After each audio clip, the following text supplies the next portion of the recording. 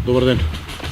Поштовани скопјани, драги представници на медиумите, дозволете ми да го изразам моето задоволство што денеска го подпишуваме договорот за изработка на студија за оптиматизација на линиите на автобускиот јавен превоз во град Скопје, или така наречениот Bus Reconstruction Study. Како што веќе добро знаете, некаде пред 2 години град Скопје зема заем во висина од 10 милиони евра, кои што се обезбедија од Европската банка за обнова и развој, и со што град Скопје и ЈСП Скопје почнаа со реализација на проектот за набавка на 33 еколошки автобуси. Во рамките на тој проект, од страна на ЕБРД, заради подпишувањето на договорите, обезбедена и техничка поддршка преку грант на неповратни средства за изработка на студија за оптимализација на линиите и на мрежите на автобускиот јавен превоз во Скопје. Преку отворена јавна постапка спроведена од страна на ЕБОР, за изработувачна студија изработен конзорциумот помеѓу израелската компанија ROM Transportation и англиската GSTC Ltd со понуда во висина од 322.530 евра. Оваа понуда избрана како најдобра од вкупно 17 понуди од светски реномирани консултантски организации во сферата на транспортот.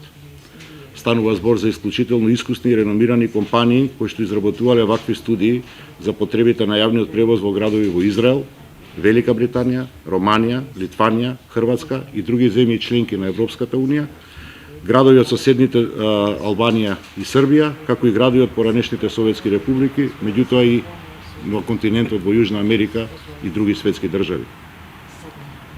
Ром е една од најреномираните светски компании која што се бави со студија и со оптимализација на линиите во јавните градски превози. Потребата од ваква студија се наметна заради фактот што актуелната мрежа на линии според која што е организиран јавниот градски превоз во нашиот град е направена врз основа на ваква студија која што датира од пред точно 40 години. Значи, последен пат ваков документ е изработен 1981 година. Имајќи во предвид колку градот е променет за овие 40 години и во однос на популацијата, меѓутоа и во однос на урбаниот развој, изработката на оваа нова студија со помош на која што ќе извршиме целосна реконструкција на мрежата на автобуските линии беше повеќе од неопходна. Токму тука лежи и причината за континуираниот пат на атрактивноста на јавниот превоз во Скопје, а со тоа и неколкукратно намалениот број на патници кои што ги користат услугите на ЈСП и приватните превозници за сметка разголемувањето на употреба на автомобилите, со што се прави неодржлив системот на јавен градски превоз. Со оваа студија очекувам да се понудат нови решенија за системот на јавен превоз, кои што ќе ја зголемат неговата популарност, што недвосмислено води до пораст на бројот на патници кои што користат јавен превоз, правејќи го индивидуалниот автомобилски превоз помалку атрактивен, а градскиот одржлив.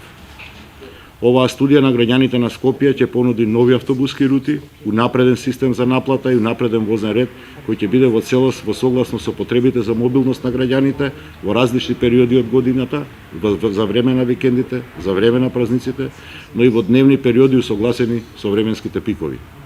Дополнително, студијата ќе ги вклучи и двете рути на брзиот автобуски транспорт, тоест БРТ-то, со алтернативни сценарија на една рута, без овие рути, за периодот на неговото пуштање во употреба.